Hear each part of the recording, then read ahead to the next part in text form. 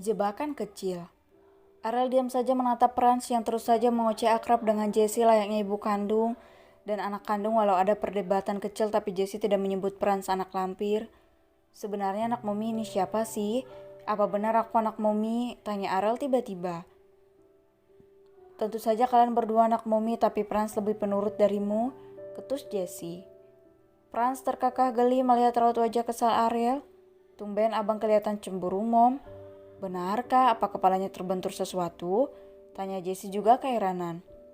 Franz tergelak keras melihat tatapan tajam abangnya. Ternyata pria itu memang abangnya dan hal itu membuatnya bahagia bisa melihat pria itu dengan raut wajah seolah sudah kalah. Kapan lagi Franz menang dari abangnya yang sempurna itu? Lebih baik aku pergi dari sini, gumam Ariel dengan dalikan tajamnya. Mom, aku menyusul abang. Franz berlari menyusul abangnya sedangkan Jessie hanya mengelus senyum. Lalu pikirannya teringat pria berjubah hitam yang berpelukan dengan Sila. Apa perasaanku saja? Kenapa aku merasa nyawa mereka berbeda seolah anakku ada dua? Gumam Jessie merasakan ada perbedaan di antara pria itu dengan anaknya tadi. Tidak mungkin. Jessie menepis pikiran anehnya itu. Abang dicampakkan kakak ipar. Tanya Franz asik mengejar Ariel yang tampak enggan menjawab. Abang kenapa sih? Tumben kayak gini. Jadi benar karena dicampakkan? Tanya Franz dengan tampang meledeknya. Peletak? Franz meringis dengan mata melotot tak percaya abangnya melukainya. Apa? Tatap tajam Ariel. Abang makin galak aja setelah dicampakkan kakak ipar, celetuk Franz. Ariel hendak memukul Franz namun dengan cepat pria itu berlari.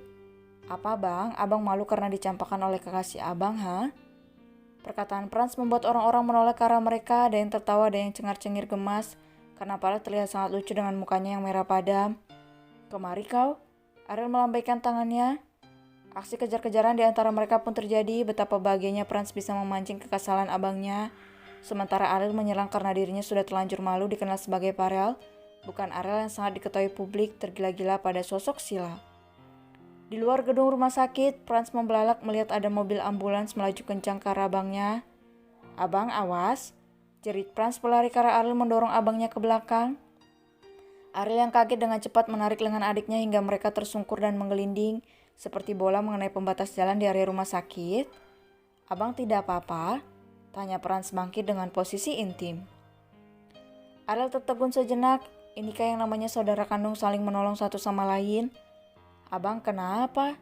Tanya Franz menepuk tangannya di depan wajah Ariel. Ariel tersadar memasang wajah datarnya. Minggir, posisimu menggelikan, usir Ariel. Franz melototkan matanya dengan cepat, ia bangkit dan menunduk ke orang-orang yang melihatnya. Hati-hati tuan, ini area rumah sakit, pasien dalam keadaan kritis, teriak pengemudi ambulans tadi yang fokus menangani pasien yang bersimpah darah. Iya, jangan hiraukan kami, selamatkan saja pasienmu, balas Franz. Ariel berdayang pelan sambil membenahi pakaiannya. Terima kasih. Franz melebarkan matanya melihat ke arah Ariel. Wow, abangku mengucapkan terima kasih. Heboh Ariel. Berisik, ketus Ariel melenggang pergi dan Franz dengan senang hati mengekori abangnya. Ariel sangat menghargai nyawanya, sejak dulu mana ada orang yang mau menolongnya. Jadi saat ada seseorang yang menyelamatkan nyawanya sudah pasti hal itu sangat penting baginya. Abang mau kemana? Tanya Franz. Berisik, ketus Ariel malah dibalas sengiran geli oleh Franz.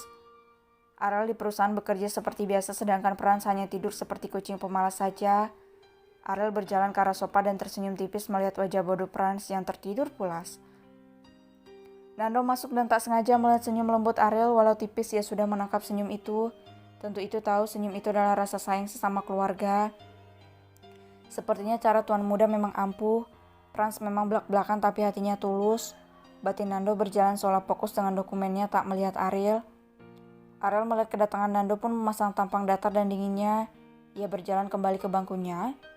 Tuan dari mana? Tanya Nando. Melihat orang bodoh, jawab Ariel ketus dibalas senyuman aneh oleh Nando. Cepat katakan, titah Ariel. Nando memberikan berkas-berkas pentingnya dan memberikannya ke Ariel. Kenapa berkas ini lagi? Bukankah aku sudah menolaknya?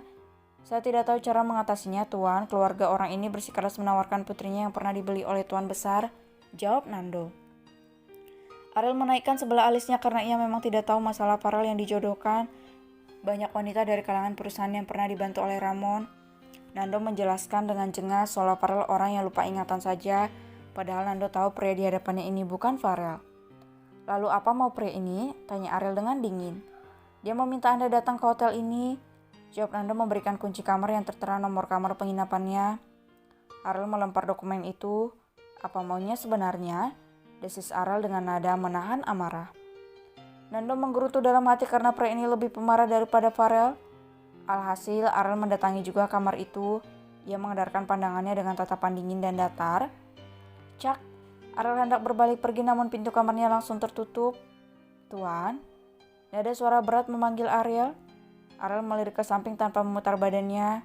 Seorang wanita seksi memakai pakaian transparan berjalan tanpa alas kaki mendekatinya. Saya senang Tuan mau datang. Daddy menyuruh saya datang ke sini untuk melayani Anda. Dan Tuan akan membantu keuangan perusahaan kami, kata wanita itu dengan suara lembut dan aduhai. Ariel menaikkan sebelah alisnya. Apa hidup anak itu harus menghadapi wanita jalan seperti ini? Bahkan melihatnya saja aku jijik, batin Ariel. Tuan, aku akan patahkan jarimu jika berani menyentuhku, coba saja, ujar Ariel mengancam. Wanita seksi itu tertegun namun ia berusaha untuk tersenyum. Apa karena Nona Sila, Tuan, Anda menjadi semakin kasar? Saya masih murni, Tuan, saya rela menyerahkan diri untuk kebaikan perusahaan keluarga saya. Kata wanita itu tersenyum lebar seolah ada ketulusan di sana, padahal Ariel tahu wanita ini sangat licik. Ariel menoleh ke arah wanita itu. Kau pikir kau itu sama dengannya? Ejek Ariel. Apa maksud Tuan? Tanya wanita itu bernama Desi. Kau murahan sedangkan dia gadis mahal. Aku lebih suka gadis menantang daripada wanita yang rela melebarkan pahanya untukku atas nama pengorbanan. Ejek Ariel dengan senyum tipisnya yang terkesan kejam. Saya melakukan ini terpaksa, Tuan. Bila Desi seakan tidak merasa bersalah. Cuy, Ariel meludah. Jangan sok suci di depanku. Hanya sekali melihat saja aku tahu kau bukan gadis baik-baik, kata Ariel dengan nada sarkas membuat Desi mengepalkan tangannya tak terima.